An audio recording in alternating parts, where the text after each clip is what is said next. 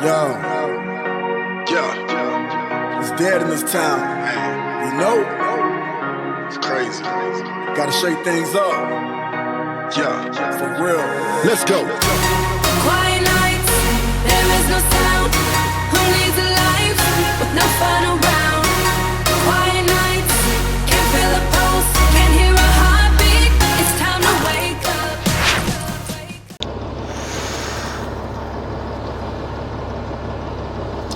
What is up, YouTube? It's your boy, the Car Hauling Coach, back at you again with another video. So, today, this video is going to be kind of a general trucking video. This one's not necessarily just for car haulers, guys. A lot of people keep asking me, I know a lot of you guys have probably heard this at the truck stops too. Hey, how do I get into trucking? You know, guys, this is a very common question, especially the way that not only this industry, but the economy's going, things like that. A lot of people are looking to switch over into the transportation industry. Not necessarily saying car hauling, but in general, whether it be dry van, reefer, flatbed, things like that. Now, a lot of people already know about going to a mega carrier. That is a very common way to become a truck driver. With that being said, though, that is not your only option for how to become a truck driver, guys. Don't fall in to that scheme of thinking, oh, I have to go to this company, I have to be stuck here. It's not it. That's not how it's going to go, guys. You've got multiple options depending on what you want to do. Now, since I've already brought that up, we will go ahead and talk about that a little bit.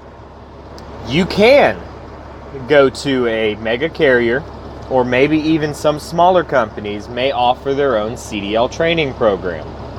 That is a very, very common way that a lot of people get into this industry. Now, when you go that route, there's going to be some stipulations depending on what carrier you go to. I'm not going to bash any carriers or anything of that nature, guys. I'm just not that kind of person. But I can tell you there are certain mega carriers that are going to require you to do a 18-month contract. Some are going to require you to do just a 12-month contract. Some it may only be a 6-month contract. Or if you find a smaller company, there may not be a contract involved at all. It's completely up to that company.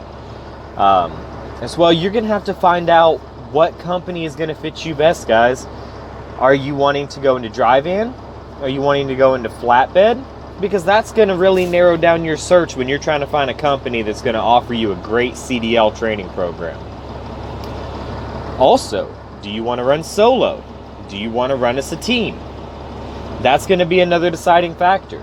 There are some mega carriers that are primarily teams. With them, you're going to be in a team setting during training. You're going to be in a team setting after training. Now, you have another option. The next option is going to be going through a private CDL training school. Depending on your state and your location, that could be a great option as well. If you just want to be able to go out and say, for example, you already have a job lined up, but you need to get your CDL and you need to get some training so that you can pass the CDL test. This is going to be a really good option for you. This is not the cheapest option, let me tell you that. With a mega carrier, a lot of times they're just going to pay for your school, and as long as you complete the contract, you don't owe them any money. When you go through a private training school like this, it can be pretty pricey, guys. It can be anywhere. I've seen them as low as $1,000 in some states. I've seen them as high as $4,000 to $5,000 in others. So you've just really got to decide, okay, is this something that I need to do? Or is this something that I would rather just spend a year with this one carrier and get it done? Now, guys, not all mega carriers are bad. That is a very, very common misconception. Your third option, which in my eyes, I believe is a better option. This is how I personally learned to drive. You can go and you can find you have a family member or a close friend that's a truck driver. go to your state DMV, find a CDL handbook. Now start studying, guys. Study, study, study. You'll have to go and you'll have to get your DOT medical card before you can go take your permit test. Your DOT medical card, that can also vary. I've seen it as low as $80 some places and as high as $120 to $140. But this is still a cheaper option than going through a private CDL school. So once you get your permit, you can go and you can ride with your friend, family member, whoever it may be, as long as you think that you need. If I'm not mistaken, I believe you have to wait 2 weeks after getting your CDL permit before you are allowed to take your CDL skills test. I could be wrong. That could just be the state that I did mine in. So double check in your CDL handbook and it'll tell you exactly how long you have to wait. But go out and absorb as much knowledge as you can, guys. I'm sure that person's going to give you plenty of driving time.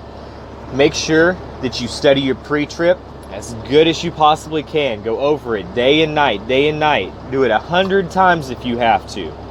Make sure you get it right, guys. Make sure you have the terminology right. Almost every state I know of, they're going to be very, very picky about the terminology you use. And what I always tell people, memorize these 2 acronyms, CDL and PMS. Everybody knows what a CDL is and everybody knows what PMS is. But when it comes to a pre-trip, guys, that's going to be the biggest way to make sure you have your terminology correct. CDL, the headlights are not cracked, damaged, or loose. PMS, they are properly mounted and secure. If you remember those 2 acronyms, guys, you're going to be golden on the pre-trip. And most states don't even require you to do the full pre-trip. A lot of times they'll usually just assign you a section of the pre-trip to do. So guys, with that being said, those are your 3 options that you can take for getting your CDL. The next thing you guys need to know is picking a company. We'll talk about that in the next video.